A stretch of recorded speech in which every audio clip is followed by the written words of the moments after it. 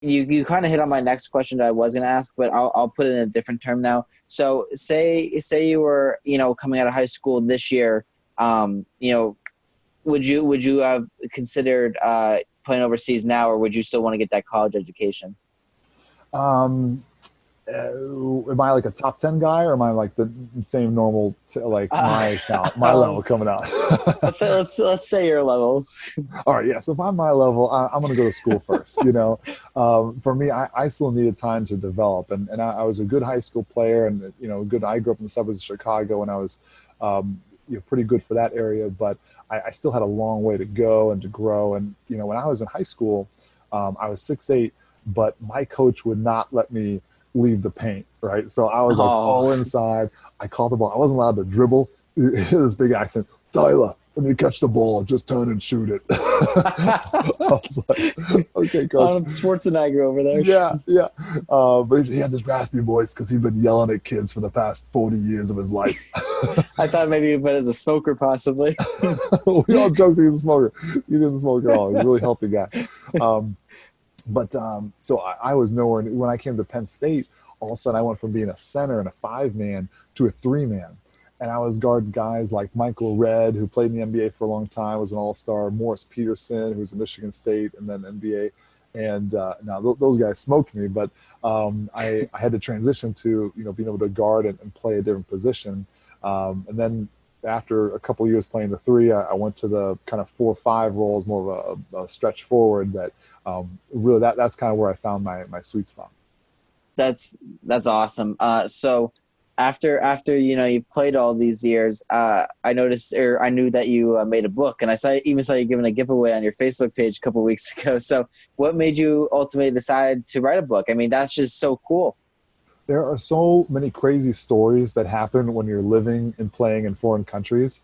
I'm like, people are not going to believe this stuff. Like you're really not. And when I was at Penn State, one of the alumni, Pete Lisicki, who's a great shooter for Penn State years ago, he would write emails to our trainer. And so we'd be getting taped up in the training room, and our trainer would come out just dying laughing from his office. I'm like, what's so funny? He's like, you're not going to believe these stories Pete Lisicki has. These teams like not paying him, and when they do pay him, they pay him in cash, and he's got all his money in a freezer and a brown paper bag and all that stuff. And so I'm like, that's hilarious. So I started writing emails to my friends and family when I went overseas, and all this goofy stuff that was happening. And I remember we went to when I went to Uruguay to play. We went to an away game, and I'm like, hey man, I gotta use the bathroom.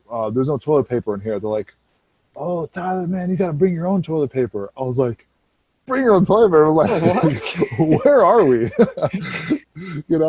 And so just goofy stuff like that. That like all my friends back home, they're in their early mid-20s and regular jobs and stuff. Like they're not having to go in and fight management to get their paychecks every month, Yeah. So just silly stuff like that. And so I'm writing these emails over the years, and a couple of people are like, you should write a book. I'm like, I don't know. Well, by the time I was about maybe 31 or 32, my career is winding down. I'm like, man, it would be so much fun to put these stories together. Probably only my mom is going to read it, but it'd be fun to at least have like for my girls sometime to read these stories.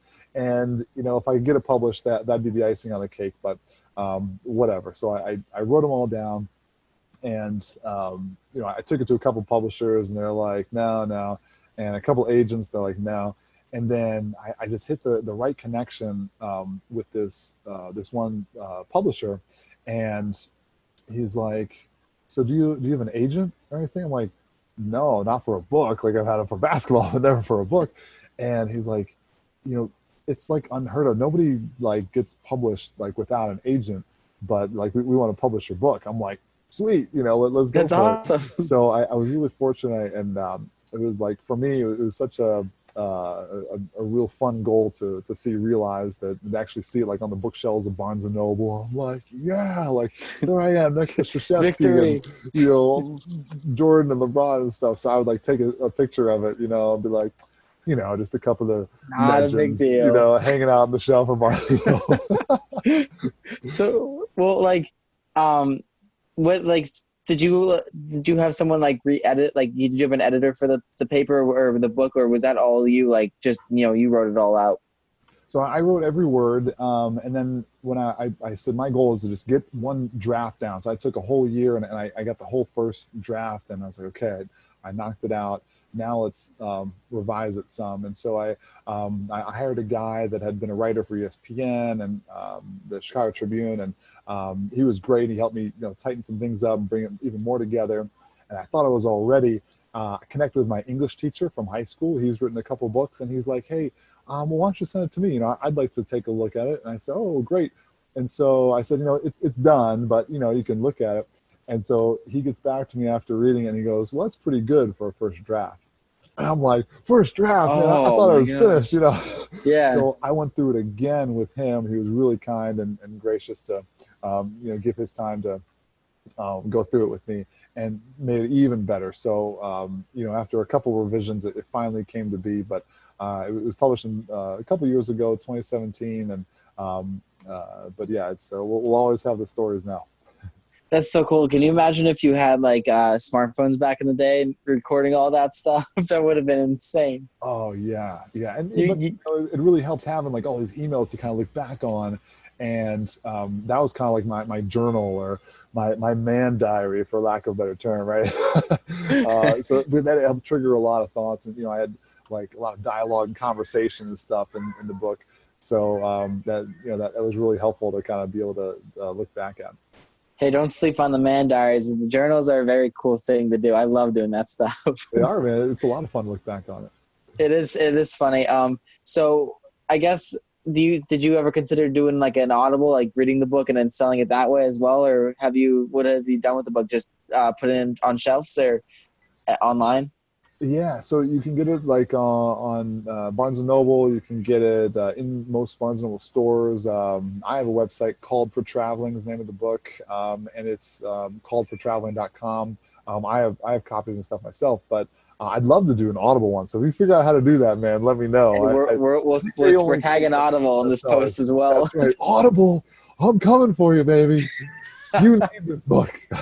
I'm gonna put a link in the description for that book as well, because I mean that's gonna be a hell of a book. I mean, I know you did a giveaway a couple weeks ago, but maybe you'll do another one in a couple more weeks or something. Who knows?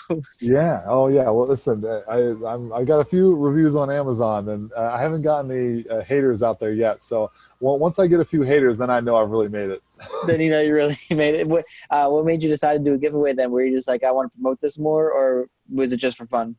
Well, it's funny because my initial thought was, oh, it's going to be March Madness. People have basketball in their minds. This is kind of a unique story, because there's only been a handful of books written about overseas basketball, and they've actually been really good. But I thought, it's just a fun way, and it's more than just basketball too. I mean, you don't have to be a junkie to, to like the book. I have a lot of people that are like moms and kids, and it's age appropriate for really anybody, but for the giveaway, my thought was, well, here we are, like I don't want to ask anybody to buy a book now because everybody's losing their jobs. You've got all this COVID lockdown stuff going on, but I thought, well, people might want to be doing more reading. I know I was doing some more reading, so let me just and then it was Good Friday, leading up to Easter Sunday. Here's one of my little friends. Yeah, there's another one. I was just going to say. Yeah. Victoria, you want to say hi? Say hi. Hello. That's Victoria. She's my awesome little 5-year-old. She's our little tornado. Let's go, Victoria. She wants some gum. So the answer is yes. Just don't get it in my hair. Yeah, so anyway, I was like, well, let's just give some books away, and hopefully there was so much bad news going on, and maybe this will be a little bit of good news and stuff. So we gave away like 10 books on Easter Sunday, and that was really fun to to do. And for me, I get so much enjoyment out of just other people enjoying it. That was a big part of me writing the book. I mean, listen, I'm not retiring off of royalties or anything, all right? So it's fun to share the stories with other people. Hopefully they get a lot of good laughs out of them. I talk about my faith, and I talk about family and stuff. You'll find my wife is the true hero of the story. When you get to the end, you're like, I don't know how she put up with you and all that stuff. Yeah, I don't either. She's an angel.